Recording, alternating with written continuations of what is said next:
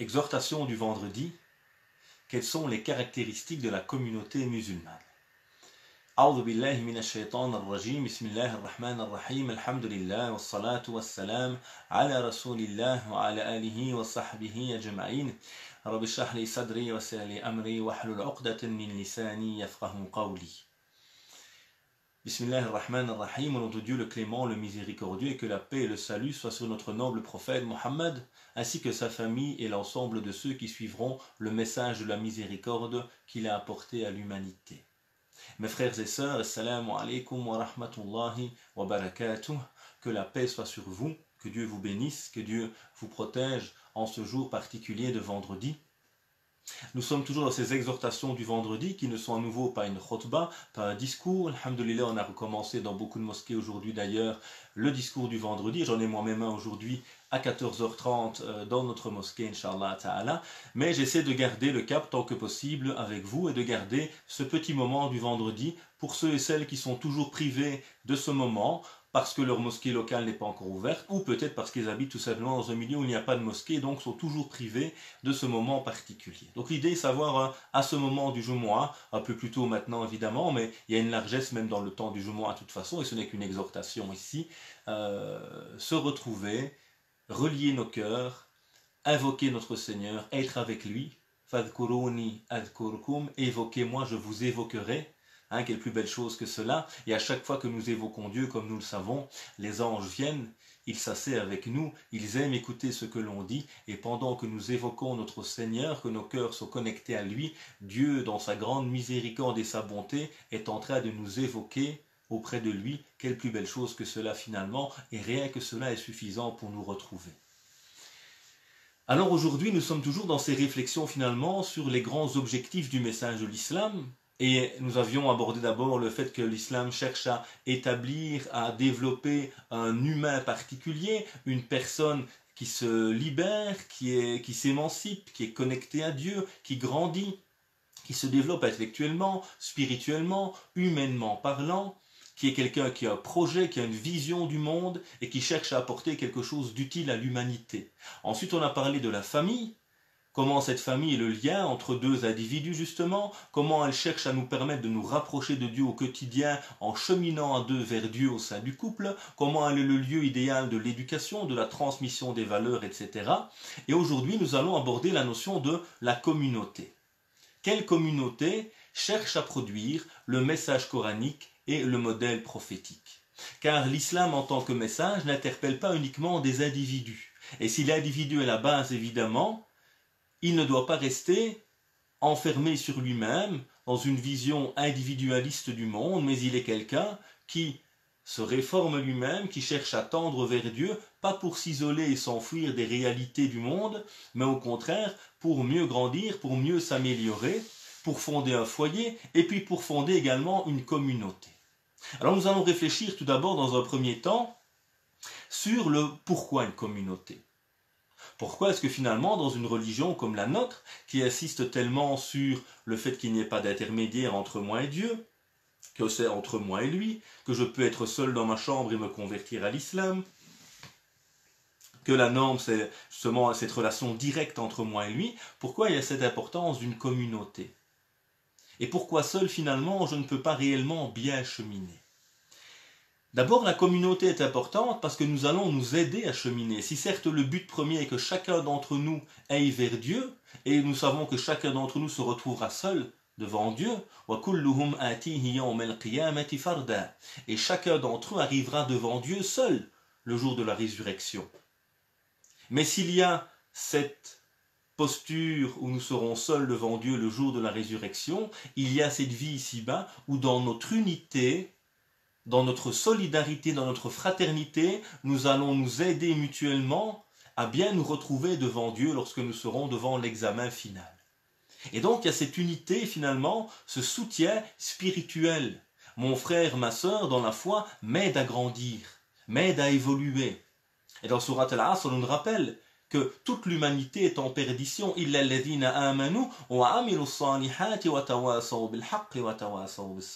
à l'exception de ceux dont les cœurs sont habités par la foi, qui font de bonnes œuvres et qui se recommandent mutuellement la vérité et la patience. Donc il y a ce besoin à un moment, pour bien grandir, pour bien cheminer, pour bien évoluer, d'avoir quelqu'un qui me tend la main, qui m'aide à grandir. D'avoir quelqu'un également qui m'accompagne, qui chemine avec moi. On sait que l'être humain est un être social par nature, il a besoin de vivre avec autrui. Et on peut vivre sa foi correctement grâce à son frère, grâce à sa sœur. Et tout comme son frère et sa sœur me permet également de découvrir mes limites, mes défauts, les qualités aussi d'autrui pour m'aider moi-même à grandir. Pas dans le but de pointer mes défauts du doigt évidemment, mais de comprendre certaines lacunes, de les connaître et donc de m'améliorer également dans mon cheminement spirituel et humain. Donc d'abord une communauté parce que ça nous permet de cheminer les uns avec les autres. Et c'est toujours plus facile. Combien de gens j'ai vu autour de moi mal vivre leur islamité alors que l'islam devrait être le bonheur finalement pour chaque individu parce qu'ils ont été mal accompagnés, parce qu'ils ont cherché l'islam sur le net, parce qu'ils ont écouté des gens qui n'étaient pas des bons compagnons, qui n'avaient pas une bonne connaissance ou une sagesse pour transmettre cette connaissance. Donc la communauté est importante, elle permet de bien cheminer. Deuxièmement, la communauté est importante parce que seuls nous sommes toujours fragiles. Et le prophète nous rappelait, alayhi salatu wassalam, tenez-vous au groupe. Alaykum bil jama'a. Tenez-vous au groupe. Parce que le loup ne va attaquer que la brebis égarée. Quand nous sommes ensemble, nous sommes plus forts. On peut s'aider mutuellement à réussir.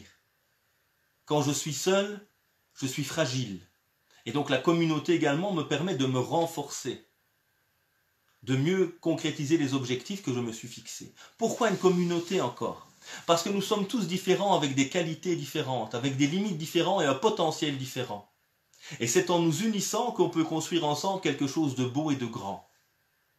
Toi, tu es plutôt dans le domaine intellectuel, toi dans le domaine physique ou manuel, toi tu es plutôt dans les sciences, toi plutôt dans la littérature, toi tu es plutôt dans l'éducation ou l'animation, toi dans le bâtiment. Chacun d'entre nous peut aider la communauté, et plus largement l'humanité évidemment, à se renforcer.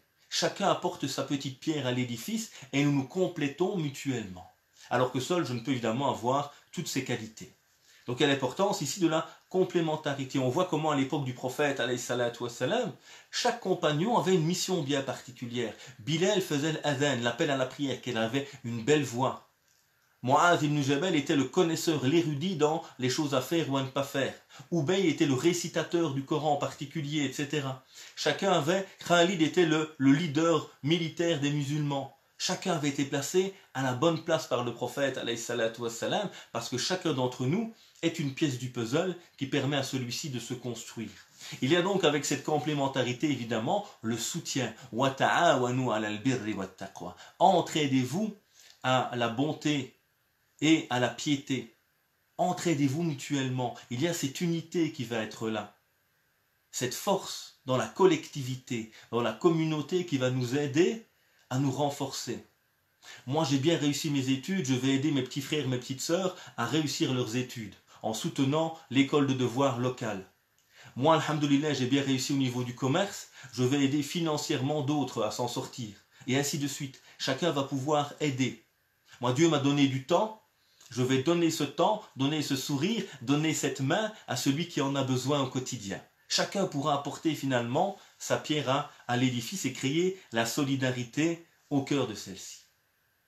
La communauté ici est essentielle parce que sans communauté, on ne peut pas vivre notre pratique religieuse correctement. Certes, on peut tous prier chez nous, mais on ne peut pas avoir de mosquée sans communauté. Si on ne s'organise pas entre nous, si on ne crée pas des associations, s'il n'y a pas des hommes et des femmes qui se sacrifient pour chacun d'entre nous, car on ne voit pas souvent cela. On vient à la mosquée, on se plaint, il n'y a pas ci, il n'y a pas ça, c'est pas comme je voudrais, et on oublie que les 3/4 qui viennent ne payent même pas de cotisation, ne soutiennent pas financièrement.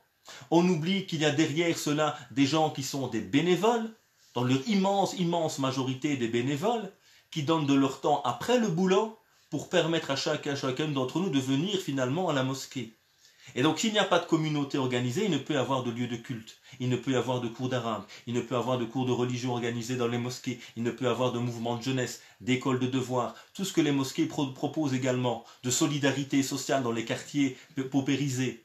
Tout cela est le fruit également d'une communauté qui s'organise pour être au service de son prochain. Avec ses limites et ses lacunes évidemment, mais plutôt que pointer du doigt ceux qui cherchent à œuvrer et qui ont des limites, regardons-nous dans le miroir et disons mais qu'est-ce que je fais moi réellement finalement?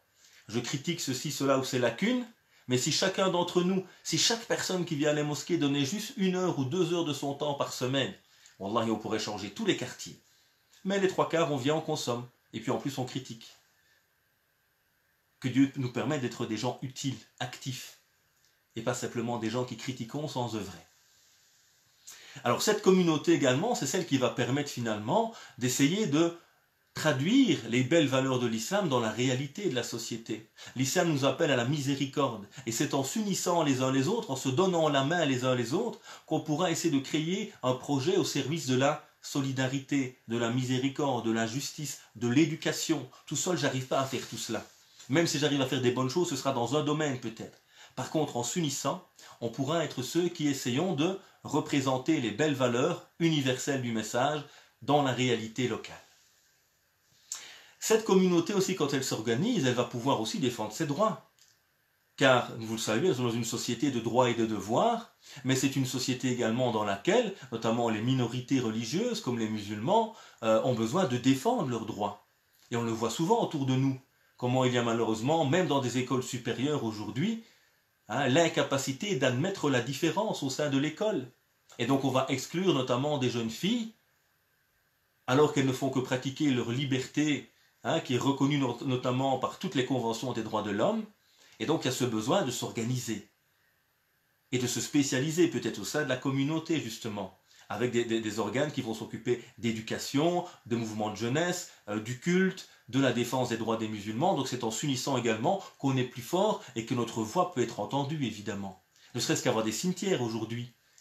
On voit très bien qu'avec la crise du coronavirus, notamment en France, il y a eu beaucoup de gens musulmans qui sont décédés et on n'a pas eu de cimetière adapté aux croyances, aux convictions du musulman. Il y en a quelques-uns en Belgique, pas suffisamment sans doute, mais ils sont aussi limités en taille.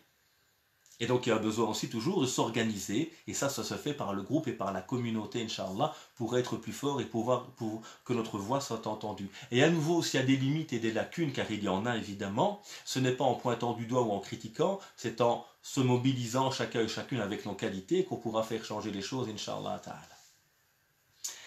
Alors, ça c'est un petit peu le pourquoi de la communauté finalement. Ensuite, je voudrais réfléchir sur le danger de l'individualisme aujourd'hui. Nous sommes dans une société qui pousse de plus en plus à l'individualisation des comportements, chacun pour soi. Chacun dans son petit coin. Et donc le danger évidemment, c'est qu'une communauté, lorsqu'elle n'est plus que des individus, elle se fragilise, elle s'affaiblit.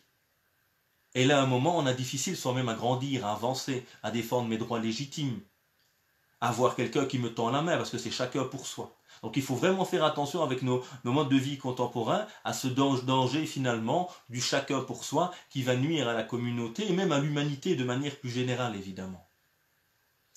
Ensuite, il y a aujourd'hui un autre phénomène, c'est l'apparition de communautés virtuelles. Alors si certes il y a du bien là-dedans, c'est-à-dire qu'aujourd'hui, alhamdoulilah, même quelqu'un d'isolé, loin des musulmans, même pendant le confinement, on a pu être connecté. On a pu sentir, alhamdoulilah, entendre la présence de la communauté, évoquer Dieu, etc. Donc, alhamdoulilah, ça fait du bien, ça nous a soutenus. Mais attention, la communauté virtuelle, évidemment, a toutes ses limites. Elle a ses avantages, mais elle ne pourra jamais remplacer la communauté réelle, des réelles relations humaines entre les gens. Donc autant la communauté virtuelle, alhamdoulilah, a un rôle à jouer aujourd'hui et il faut être à ce niveau-là présent, autant évidemment il ne faut pas négliger la communauté humaine réelle qui est celle qui a un réel impact sur mon bien-être, sur mon cœur, sur l'aide concrète que je peux recevoir, etc. Donc ça, il faut faire attention également, oui, à une communauté virtuelle, mais pas au fait qu'elle remplace la réelle communauté de cœur, d'union humaine entre les gens. Alors donc il y a toute l'importance justement des lieux communautaires. Et donc il y a un besoin pour tous les musulmans, selon moi, où que l'on soit, d'avoir un espace communautaire qui nous rassemble. Et à nouveau, ce n'est pas un espace pour se renfermer sur nous-mêmes, mais pour se retrouver, comme ça se fait partout. Les sportifs ont des lieux où ils se retrouvent entre eux, ça ne veut pas dire qu'ils excluent le reste du monde ou de la société. Chaque partie de la communauté nationale a des espaces propres où on se retrouve, où on se nourrit intellectuellement pour certains, physiquement, spirituellement, etc. Donc il y a besoin vraiment d'institutions musulmanes. Et ces institutions ne peuvent pas exister sans cadre, sans personne consciente, sans personne dévouée, sans moyens financiers, moyens humains évidemment. Alors il ne faut pas toujours chercher l'idéal, notamment on a toujours dans notre idée d'avoir des mosquées partout. On peut avoir un petit centre éducatif dans une petite ville par exemple, où on fait juste les prières entre nous, on ne fait pas le vendredi, on va à la grande ville qui est tout près, mais on a un petit espace, on peut se retrouver entre nous, partager nos valeurs, inviter quelqu'un, discuter avec nos enfants, leur permettre de grandir dans leur foi. Donc pour moi il faut quand même nécessairement ces espaces de rencontre et de réunion communautaires qui sont fondamentaux. Car lorsqu'une communauté n'a plus de lieu ou ne fréquente plus le lieu, d'après les analystes et les spécialistes en sociologie notamment, cette communauté vouée à disparaître tout doucement. Donc quelle importance ici de se retrouver, d'avoir des lieux, même s'ils sont modestes parfois, pour nous retrouver, pour vivre cet islam au sein également de la communauté. Alors à nouveau, quand on dit communauté, ça ne veut pas dire communautarisme.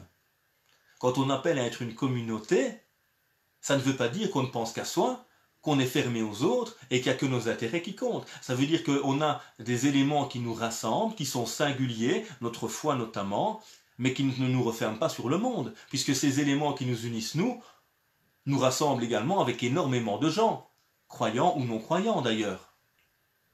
Et donc ce n'est pas du tout une communauté qui s'enferme sur elle-même, qui tombe dans le communautarisme, mais une union des cœurs, des âmes, des esprits, des corps, et des moyens humains et intellectuels ou matériels pour pouvoir vivre notre foi et être utile à la communauté nationale évidemment. Ensuite, quand on parle de communauté, n'oublions pas également, communauté veut dire unité des musulmans, mais unité autour de quoi? Des fondamentaux, des grands principes de l'islam, de la miséricorde, des 7 piliers de l'islam, du Coran, du modèle du prophète, ceux qui nous unissent, du respect des parents par exemple. Et puis il y a de l'autre côté la diversité qui est présente, puisqu'il y a des communautés musulmanes en réalité, dans la pratique, il y a une grande communauté qui nous unit, mais dans cette communauté, il y a des sous-communautés, avec des gens issus par exemple d'origines différentes, ou qui ont des écoles juridiques différentes, ou des manières un peu différentes de vivre ou de comprendre l'islam, mais tout cela sous finalement une coupole générale qui nous rassemble tous, qui est cette grande communauté musulmane, donc qui nous unit, mais qui ne va pas nous pousser à l'uniformisation finalement des esprits et des pratiques. Donc unis dans les fondamentaux, dans les cœurs, mais également capables de comprendre qu'il y a une pluralité, une diversité dans les compréhensions, dans les applications pratiques, dans les cultures, et qu'on n'a pas besoin d'uniformiser tous les musulmans, de devenir des clones les uns des autres, pour être une communauté unie. Alors deuxième élément que je voudrais aborder avec vous justement, ce sont un petit peu les caractéristiques maintenant de cette communauté. Alors c'est une communauté d'abord qui est liée à Dieu, c'est sa particularité. Tout comme le musulman, ce qui fait sa singularité, c'est qu'il a un cœur connecté à Dieu, qu'il s'inspire des qualités divines pour les traduire autour de lui. C'est que cette communauté également, en tant qu'unité, en tant qu'union des cœurs et des hommes, est également le reflet de cette relation à Dieu. Elle s'inspire de Dieu, elle se nourrit de Dieu et reflète les qualités divines autour d'elle. Et nous voyons Abraham et Ismaïl, lorsqu'ils sont en train de construire la Kaaba, se retourner vers Dieu. Rabbana waj'alna muslimayni laka wa min dhurriyyatina ummatan musliman. Et ils vont demander à Dieu, oh mon Dieu, fais de nous des musulmans pour toi et de nos descendants ummatan muslimatan lak, une communauté musulmane pour toi. Donc ils ont déjà cette conviction, cette conscience, nous allons construire une communauté pour toi. Alors c'est une communauté donc connectée avec Dieu, qui s'inspire de Dieu, de ses qualités. C'est une communauté également qui est le reflet de l'islam, donc de l'équilibre notamment, une communauté du juste milieu. C'est ainsi qu'on a fait de vous une communauté de juste, une communauté de l'équilibre, du juste milieu. Et donc c'est une communauté toujours loin des extrêmes. Elle ne s'éloigne pas de la société, mais elle ne se fond pas non plus dans celle-ci au point de ne plus avoir de singularité. Elle préserve sa singularité et est au cœur et au service de la société. Elle est ouverte tout en préservant ses valeurs. C'est une communauté également qui invite toujours au bien. Et que soit issue de vous une communauté qui appelle au bien. Et donc ces musulmans s'unissent pour appeler au bien, à l'utilité, à la bienfaisance. C'est une communauté d'ailleurs qui n'a pas été développée ou proposée par Dieu uniquement pour elle-même. Ce n'est pas une communauté égoïste, fermée sur elle-même, c'est une communauté au service de l'humanité. Le Coran nous rappelle كنتم خير أمة أخرجت للناس تأمرون بالمعروف وتنهون عن المنكر وتؤمنون بالله. Vous êtes la meilleure communauté qu'on ait fait, donc que Dieu a fait surgir pour les hommes. Vous êtes venus pour les hommes, pour refléter les valeurs de l'islam. Et donc vous êtes au service de ces belles valeurs. C'est une communauté donc au service de l'humanité, une communauté également qui cherche à être unie. Inna hadi ummatukum ummatan wahida. Certes, cette communauté est une communauté unie. À nouveau, unie sur ses fondamentaux, unie au niveau des cœurs, mais plurielle et diversifiée dans ses interprétations, dans ses cultures, dans ses pratiques parfois. On ne parle pas des fondamentaux ici évidemment, mais de la pratique de ces éléments qui permet à un moment d'avoir une communauté unie, mais diversifiée. Parce que pour être universel, il faut naturellement pouvoir aborder et interpeller tout le monde, et nous sommes tous différents également. Et donc l'islam ne cherche pas, comme on l'a dit, à uniformiser les choses, mais à nous rassembler autour de valeurs communes, et puis de nous laisser également un champ de liberté, évidemment. Alors, dernier point que je voudrais aborder et méditer avec vous, avant d'entrer rapidement dans le débat s'il y a des questions, parce qu'à nouveau, le temps est beaucoup plus court actuellement, c'est des questions, n'hésitez pas à les écrire maintenant, c'est quel est notre rôle maintenant en tant qu'individu? On vient parler beaucoup de la communauté, de son importance, de ses caractéristiques. Qu'est-ce que je dois faire ou qu'est-ce que je peux faire? D'abord, me rappeler que si communauté il y a, c'est parce que je suis là. C'est parce que nous sommes là. Si communauté il n'y a pas, si la communauté est fragile, faible, c'est parce que nous-mêmes, nous ne sommes peut-être pas assez forts ou pas assez unis. Donc plutôt que toujours jeter la pierre à nouveau sur la communauté, ça ne va pas, ils ne font pas ci, ils ne font pas ça, regardons-nous dans le miroir et disons-nous, mais qu'est-ce que j'ai fait pour que cette communauté existe? Et le prophète nous disait, El mu'minu lil mu'min kal bunyan. Yashaddu ba'dahu ba'da. Et donc, le croyant, El mu'min lil mu'min est pour le croyant kal bunyan, comme une construction. Yashaddu ba'dahu ba'da. Ils vont s'unir mutuellement, se renforcer mutuellement. Comme un mur. Il y a des briques. La brique seule, elle est fragile, on peut la casser facilement. Mais quand il y a le ciment, la foi, l'amour qui lie ces briques, elles deviennent incassables, fortes les unes par les autres. Donc il y a besoin de se rappeler que je suis une brique, une partie, et que je dois continuer à me développer aussi moi, pour pouvoir apporter ma pierre à l'édifice, pour pouvoir aider la communauté à grandir. Et puis dernier point, je rappelle également une règle présente en islam et dans la vie d'ailleurs de manière générale, c'est que l'intérêt communautaire prime toujours sur l'intérêt individuel. La communauté est centrale, le groupe est central. Donc je ne dois pas penser qu'à mes petits intérêts personnels, mais aussi parfois sacrifier de mon temps, de mon argent, de mes capacités pour permettre à une communauté. Et vous allez voir que vous serez toujours récompensé. Tout qui donne à l'autre est celui qui prend, comme on l'a déjà mentionné à d'autres moments. Voilà donc quelques éléments sur l'importance de la communauté. 3 éléments nouveaux que j'aimerais bien qu'on retienne. 1. La communauté est ce qui me permet de grandir, de me renforcer, de trouver celui qui va et celle qui va me compléter. Elle est nécessaire à mon cheminement, à ma force. Deuxièmement, cette communauté en islam est une communauté singulière au service du message de l'islam, connectée à Dieu, qui traduit les valeurs universelles pour toute l'humanité, est au service de l'humanité. C'est également, troisièmement, il n'y a pas de communauté sans ma présence, il n'y a pas de communauté sans mes efforts. Je suis, tu es, nous sommes les briques qui formons cette communauté. Si cette communauté est fragile, c'est parce que les briques le sont peut-être. Alors renforçons-nous, relions-nous, dépassons nos égos pour justement pouvoir nous réunir et nous renforcer. Wallahu ta'ala a'la wa a'lam. Subhana rabbika rabbil izzati amma yasifun wa salamun ala al-mursalin walhamdulillahi rabbil alamin. Voilà, donc je regarde rapidement, je vois qu'il y a une question, je pense. Salam en tout cas à tous, que Dieu vous bénisse. Pourquoi la cotisation dans la mosquée n'est pas obligatoire? Proposer même 1 euro comme geste symbolique pour ceux qui ne peuvent pas donner plus. Oui, évidemment, bon, chaque mosquée s'organise comme elle le peut, ou chaque institution dans l'absolu, et une institution ne peut exister évidemment sans l'apport des membres de la communauté. Il y a un besoin évidemment qu'on se prenne en main, et c'est notre religion, c'est notre communauté, c'est à nous de la prendre en main. Donc oui, on peut faire différents types de cotisation avec ce minimum obligatoire par exemple. On peut développer d'autres systèmes, des cartes de membres, des récoltes, des actions sur le côté, comme le font les mosquées ou les institutions musulmanes, qui doivent être créatives évidemment pour pouvoir survivre tout simplement. Et n'oublions pas qu'avec la crise d'aujourd'hui, beaucoup d'institutions, comme beaucoup de commerçants ou autres, sont en difficulté financière parce qu'il n'y a plus d'argent qui rentre. Donc oui, en tout cas, il faut réfléchir. Il faut aussi que chacun et chacune d'entre nous se rende compte que quand je vais consommer, quand je vais à la mosquée 2-3 fois par semaine ou parfois plus, et que je ne paye pas de cotisation, comment je peux aider ces structures à exister? Je consomme de l'eau, je consomme de l'électricité, il y a des gens qui sont payés peut-être pour faire tourner la mosquée, notamment l'imam, etc. Donc s'il n'y a pas une conscience, on ne peut pas évidemment avancer et permettre aux institutions de continuer et d'avancer.